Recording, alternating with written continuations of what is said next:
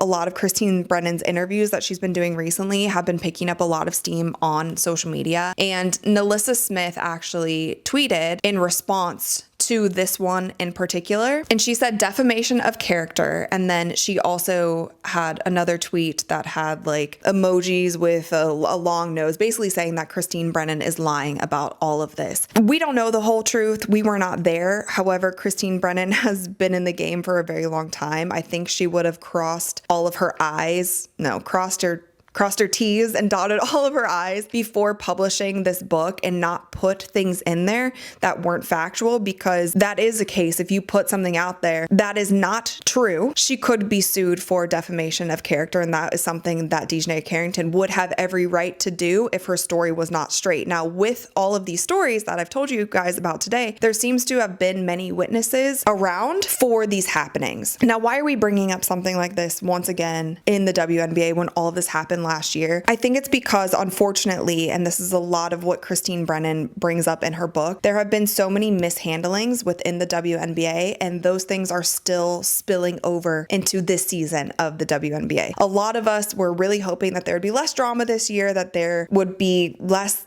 pettiness, less of all of the things, and more basketball. All of us just want more basketball, right? However, we saw in the very first game of the Indiana Fever season when they played the Chicago Sky and they blew them out by 35, there was an immediate investigation into the Indiana Fever fans saying that they were saying racist things, they were doing all things. Immediately, that investigation took away from the win that the Indiana Fever had. Then we also had just recently with the All-Star voting, we saw Caitlin Clark be voted 9th among her peers. Then we also have the situation this year, and I'm not sure why I'm not seeing the recent ratings, but you have the situation this year when Caitlin Clark gets injured for the first time and she is out for a stretch of games, and the viewership drops over 50% across the entire league. We saw the price of ticket sales for Indiana Fever games when she was out. We saw those drop to as low as $7 to get into the game. We are seeing things that happen this year that are not great. We are seeing the drama kind of spill over. We are seeing the bad refereeing on the court. We are seeing